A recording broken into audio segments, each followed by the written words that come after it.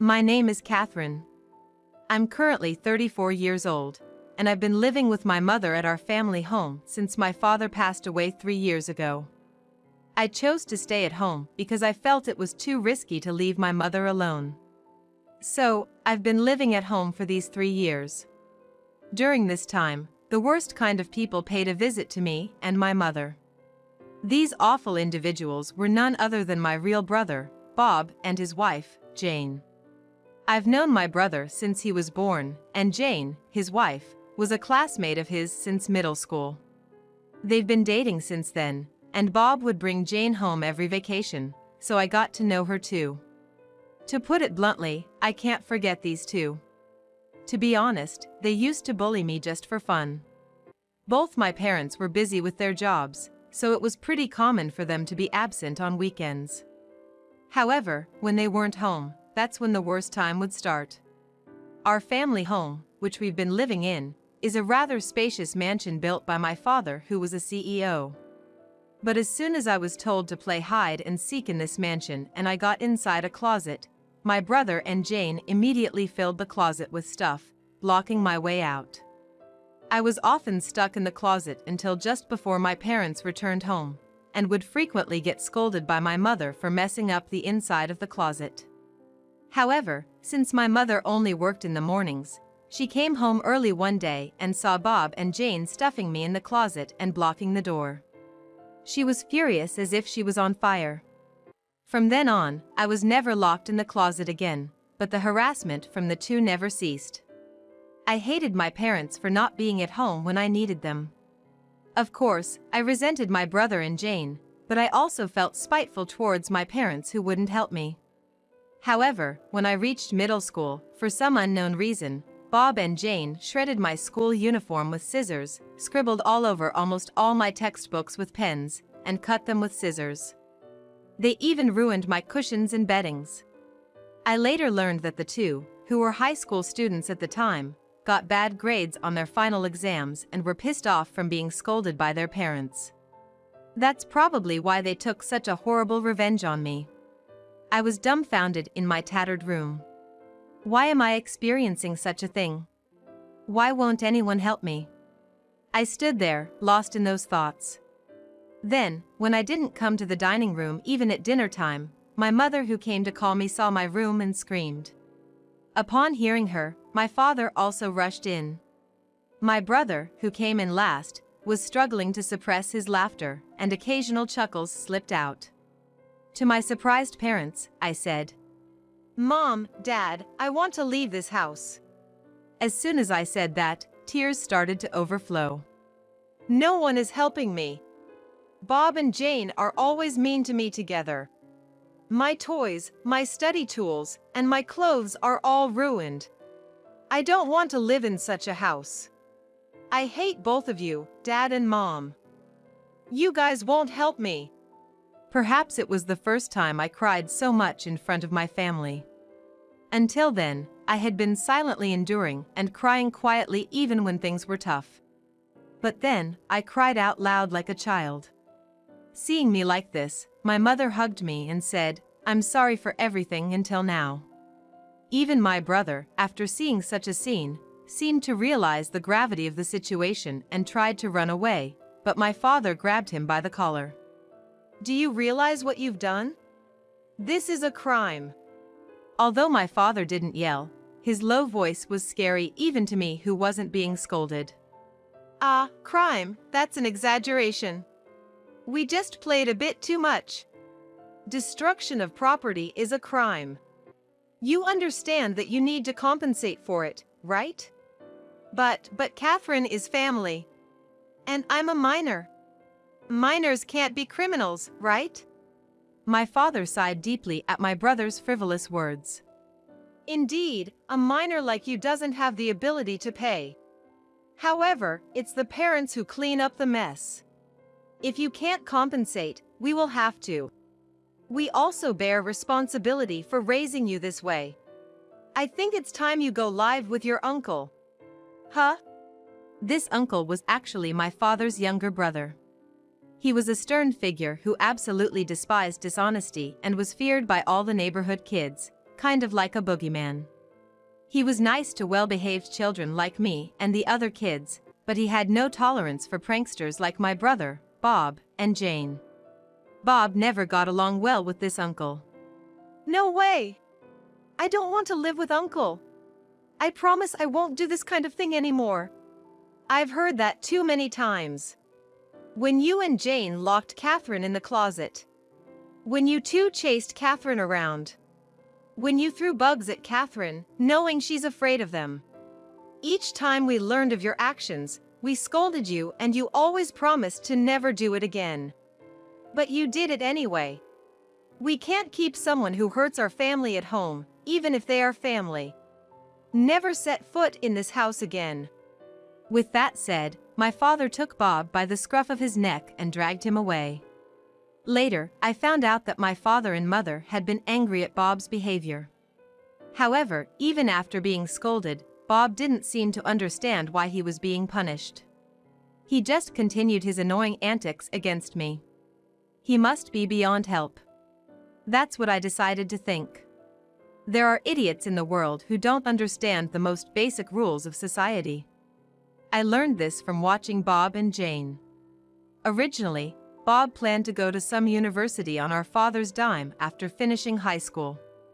However, our father told him, "Someone like you will just end up hurting others even in university," and so Bob ended up working at our uncle's company right after graduating from high school. However, it seemed like Bob desperately wanted to escape our uncle's place as soon as possible.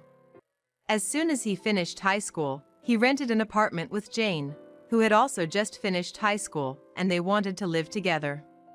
They started their cohabitation life with the understanding that neither our parents nor uncle would help with rent or living expenses. And then, for some reason, Bob asked me to lend him some money. At the time, I had just entered high school and was not working part-time. All the money I had saved up, which used to be stolen by Bob when he lived at home, was fully reimbursed by my father and mother, as I had written it all down in a notebook. So, I did have the money that I had diligently saved up, but I had no intention of handing it over to him. To Bob's request, I replied, "Aren't you ashamed to be asking your high school sister for money? I'm not even working, so I don't have any extra money. There's no way I'm giving you any." After that, I told both my mother and father about Bob's attempt to borrow money from me, and they were angry and promised that they would not provide any further assistance. I thought that Bob and Jane should live on their own without relying on others. Since then, I have worked hard and went to college. I studied diligently in college as well, and after graduation, I joined a company where I continued to learn new things. I was so busy with my own life that I had completely forgotten about Bob. But just as I had forgotten about him, an invitation to his wedding arrived at our house. The bride was, of course, Jane, with whom he was living. Oh, so those two are finally getting married, I thought as my parents and I discussed whether we should attend the wedding of a family member. However, a few days before the wedding, my father collapsed and was taken away by an ambulance. He was always a fragile man, but this was the first time he had collapsed, so both my mother and I panicked and called an ambulance. At that time, I reached out to my brother, but he replied, "I'm about to get married. Don't call me during this crucial period of my bachelorhood." Even when I told him that our father had been urgently hospitalized, he brushed it off, saying, "He just tripped, didn't he? Make sure to come to my wedding." With that, he hung up. Not long after, our father passed away. Given the circumstances, a wake and funeral were inevitable, so my mother and I informed my brother that we wouldn't be able to attend his wedding. Despite his insistence that we come, my mother and I decided to remain absent. We also informed Jane's parents about our father's passing and our inability to attend the wedding. Although Jane's parents understood our predicament, my brother and Jane said, "You guys not coming to the wedding is so disrespectful." I suppose the term rudeness was coined for people like you. We put in a lot of effort for our wedding. Are you trying to ruin it? The words that were left on my mother and I's voicemail were so absurd that it made me want to ask who the real rude person was here. While my mother and I were busy conducting the funeral smoothly, my brother and Jane went ahead with their wedding without giving a second thought to our father's death. From then on, my mother and I never mentioned it, but we felt our relationship with my brother had been completely severed. But, out of the blue, my brother showed up at our doorstep. When I opened the front door in response to his "I've got a delivery" over the intercom, there stood my brother and Jane. I was caught off guard as the monitor only showed silhouettes. As soon as I opened the door, my brother and Jane, carrying large luggage, barged in, pushing me aside. Hey, what's the rush? I protested. It seemed that my brother had completely forgotten the words of our father, who had once told him never to step into our house again. The two of them, who had brashly entered the house, put down the luggage they were carrying in the hallway and started talking nonsense at me. You and Mom should leave this house immediately. What? Isn't Mom diagnosed with dementia? This luxurious mansion is not suited for someone like her and a loser like you who never improves. This kind of mansion should be taken over by glamorous people like Jane and me. So, you guys should leave right away. What? I was stunned. What on earth was my brother talking about? After 3 years since our father's death, he hasn't apologized, visited the grave, or done anything at all, and now he's asking for the mansion. Furthermore, while presuming that our mother has dementia, he's planning to evict her? I was left speechless. Then, our mother emerged from a room in the back. "Catherine, what's going on?"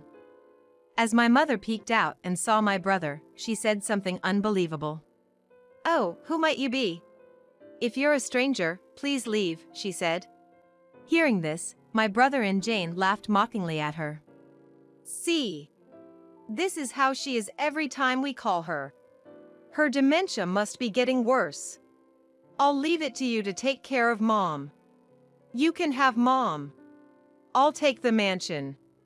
After all, I'm the eldest son, so it's only right that I get the mansion." With that, my brother walked deeper into the house. Moreover, Jane, imitating Bob, turned to me and our mother and said, "Take the old lady and get out. I never want to see you again." I rushed to my mother's side and asked, "Mom, are you okay?" After that, as if we were being driven out, my mother and I left the mansion. Leaving all the old furniture behind, my mother and I took our belongings and fled the house. Fortunately, a friend of mine, who heard about our situation, offered us his house, saying he was abroad and couldn't take care of it. Originally, his cousin was taking care of the house, but since he's going to be transferred to another state next year, it seemed like perfect timing since there would be no one to look after the house. Upon arriving at the house and setting down our luggage, my mother and I finally felt at ease and took a deep breath. Then, my mother said with a laugh, "We've left that house, and I still don't like the way Bob and Jane act. Maybe we should sell the house." She said it outright. I asked my mother the question that had been on my mind. "Bob said you have dementia, Mum. What's that about?" "Oh, that. About 2 years ago, I started getting frequent requests from those two to lend them money. But they didn't even come to their father's funeral, and they never contacted me afterwards. I just couldn't comprehend how they had the nerve to ask for money. So every time, I pretended not to know them and said, 'Who? I don't know you. You're a stranger to me, right? Oh, I see.'" It seems that Bob and Jane misunderstood my mother's indifference and disregard for them, treating them as strangers because she didn't want to have anything to do with them anymore. They mistook this as her genuinely forgetting who they were. That's why they thought she had dementia. In any case, I think it's wrong to evict someone you think has dementia. My mother immediately decided to arrange for the sale of the mansion. We'd been talking about selling the overly large mansion since our father passed away, and we were living there just the two of us. At that time, one of the executives from my father's company, where I am now receiving training as a successor, asked me to sell him the mansion if we were planning to sell. So, the buyer is pretty much decided. All that's left is to go through the formalities. When I talked to a real estate acquaintance and explained the situation to the executive of the buyer, they agreed that if we left Bob and Jane alone, the house would be in serious trouble, and something needed to be done quickly. And then, a week later, my smartphone rang incessantly. My mother's phone was the same. There were many calls from Bob to my mother's phone, and from Jane to mine. They both probably wanted to tell us the same thing, but we found it amusing and decided to ignore them for 30 minutes, and we just enjoyed our tea. As we chatted, an hour passed without us noticing, and it seemed like Bob and Jane had been trying to reach us the whole time. When I finally answered the call, Jane exclaimed, "Finally. Why didn't you answer immediately? There's a big problem. The house has been taken over." Wait. Didn't you two take over the house? I think we're the ones who should be saying that we've been taken over, I responded. No. Bob and I took over this mansion, but now strange people have come and are demanding that we leave. They just barged into the house and are trying to kick us out. Our mansion has been taken over, she exclaimed. I couldn't help but burst out laughing. I really wanted to tell her that they were the ones who invaded the house in the first place and were unlawfully occupying it. Chuckling a bit, I replied, "You're talking about taking over, but you're not even the legal owner. My mother, who was the rightful owner, has sold the house to a new owner. So, strangers who have no connection at all should quickly move out." What? She sold it? This mansion? But this mansion belongs to Bob, she responded in shock. When did anyone ever say that? I asked. Well, no one said it, but Bob is the eldest son. Isn't this house, this property, and his dad's company eventually going to belong to him? And I'll be living elegantly as the wife of the CEO in this mansion. Despite all of that, Jane was frantic. I burst out laughing again. The fact that she thought that just because he was the eldest son, he would automatically receive the mansion and become the CEO of the company his father used to run was astonishing. Such naive thinking.